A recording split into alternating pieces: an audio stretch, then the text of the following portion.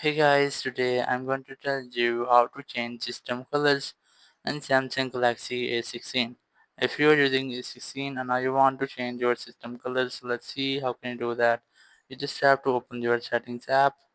In settings, just scroll down and you will get wallpaper and style option. Just tap on it, then tap on color palette, and here you must have to enable that toggle. Once you have enabled, you can see their color has been changed. You can easily get a preview of your colors from here.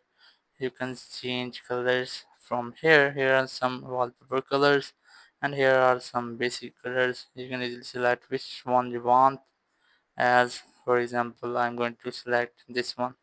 Once you have selected, just tap on apply and your system colors will be automatically changed. You just have to wait for it until it's loading. So after that you can get your changes. Here you can see that all system colors have been completely changed in your phone. So that's how you can easily change your system colors in Samsung Galaxy A16. Thank you very much for watching the video. Until next video, bye bye.